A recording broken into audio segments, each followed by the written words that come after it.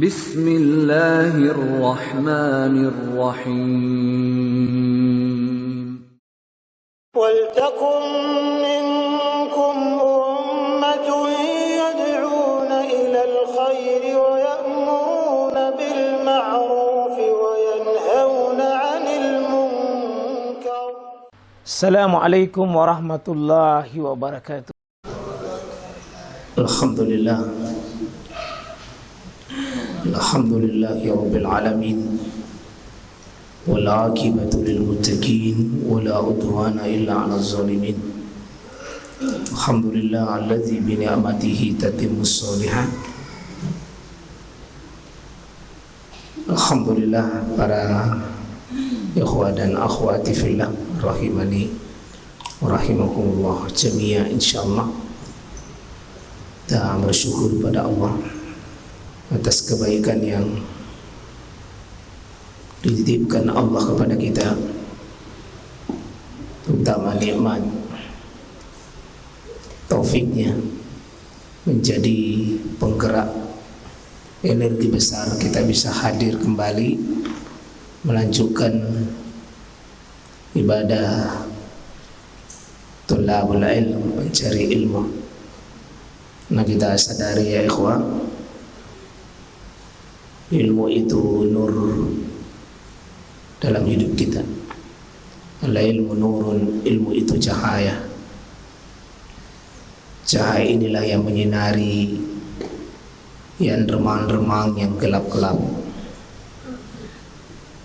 terutama cahaya yang dibingkai dengan taufik Allah Subhanahu wa ta'ala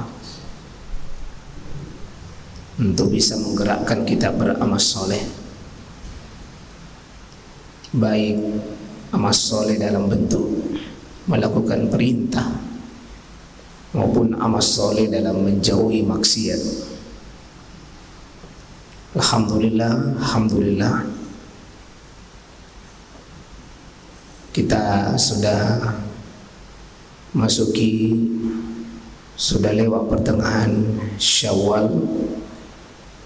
Kurang lebih beberapa hari lagi kita tentu mengakhiri Syawal ini. Tentu kita semua masih mengingatkan perkara-perkara 3 kunci beramal. Ada kunci sukses sebelum beramal, ada kunci sukses pada saat beramal. Dan kita banyak fokus ini kunci sukses pasca kita beramal.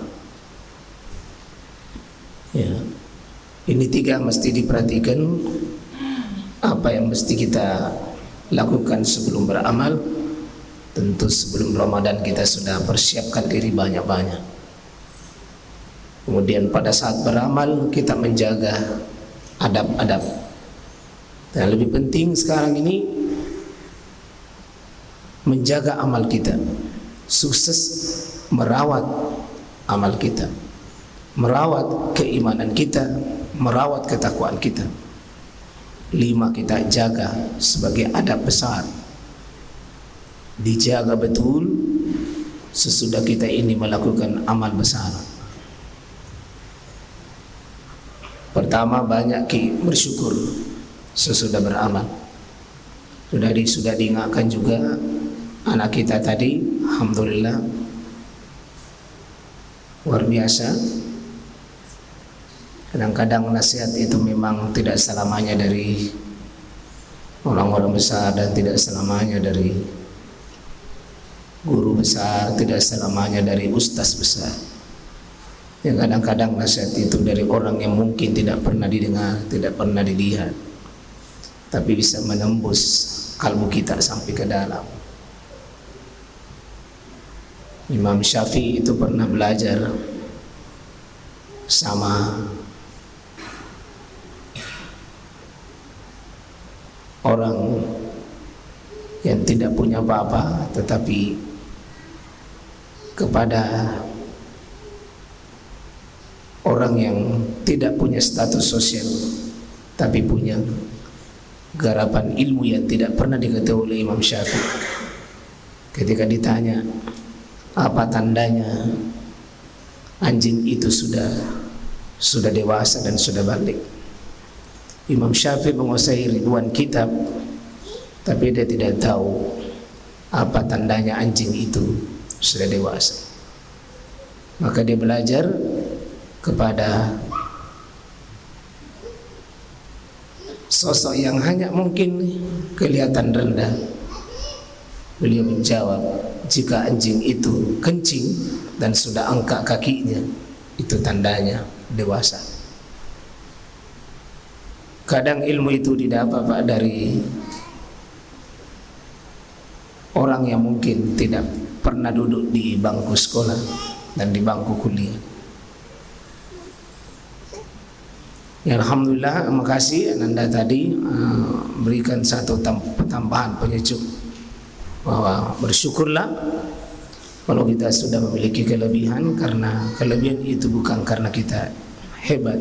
Allah lebihkan kita dengan termasuk kemampuan kita bersyukur dengan ibadah itu. Kita ini mampu melakukan ibadah sana, ibadah situ, ibadah ini, ibadah itu dengan berbagai levelnya. Yang kelupa itu rahmat Allah Subhanahu wa taala. Yang kedua, banyak ikuti dengan berdoa kepada Allah supaya diterima ibadah itu. Jadi ibadah ini jangan cuma dibuat lalu dianggap selesai. Ikuti, banyak berdoa. Yang ketiga, banyak bertobat sesudah beribadah. Banyak bertobat sesudah beribadah. Dia ada tobatnya ahli maksiat, ada tobatnya orang soleh, ahli ibadah. Tobatnya ahli ibadah merenungi bahwa ibadahnya itu tidak cukup. Ibadahnya selalu dia merasa kecil. Ibadahnya senantiasa merasa dirinya tidak seberapa dibanding dengan nikmat dan karunia Allah begitu besar. Titipan Allah, kebaikan Allah buat kita Pak tidak seimbang dengan kemampuan kita beribadah kepadanya. Dan ketahuilah ibadah kita ini kalau bukan Allah yang menyempurnakannya tidak akan sempurna. Kalau kita baca alhamdulillahilladzi bi ni'matihi tatimmus shalihat. Yang keempat, perhatikan kelanjutannya ibadah kita. Perhatikan kelanjutannya ibadah kita. Ibadah ini hakikatnya tidak ada yang berdiri sendiri. Dia terus berkelanjutan. Tarawih boleh berhenti, tapi kan masih ada salat tahajud, ada qiyamul lail, ada witir. Puasa Ramadan boleh berhenti dengan masih ada salat puasa sunnah, puasa Senin Kamis, puasa putih, puasa Syawal, puasa Daud, puasa Asyura, puasa Arafah, dan puasa-puasa lainnya. Karena dia ibadah ini tidak terpengaruh hanya dengan Ramadan. Pokoknya ibadah ini mas kalian perhatikan nasihat Imam Ibn Rajab Al-Hambali bahwa poin amal kita kalau itu diterima, dan ini penting kita perhatikan poin kelima dalam beramal, innal hasanat al-hasanatu ba'daha. Sesungguhnya kebaikan itu kalau dia diterima menjadi kebaikan, akan lebih mudah memancing kebaikan berikutnya. Kebaikan itu kalau dia baik sampai sama Allah, kebaikan itu akan mengundang kebaikan-kebaikan berikut. Maka orang yang diterima kebaikannya akan bisa menghasilkan kebaikan baru. Waspadai kalau ada kebaikan baru begitu berhenti total dan tidak ada kelanjutan. Itu ciri-ciri mungkin hanya kita menganggap baik, atau mungkin nafsu kita yang menganggap baik, perasaan kita menganggap baik, atau mungkin ilmu kita tidak sampai. Ya, maka insyaallah perhatikan poin kelima ini. Sesudah Ramadan ada apa dengan diri kita? Apakah semakin peka dengan janji-janji Allah di akhirat nanti? Semakin peka dengan bergembira dengan tawaran-tawaran amal soleh? Ya, kalau semakin tumpul hati kita ya ikhwah, itu tanda-tanda bahwa kita beramal.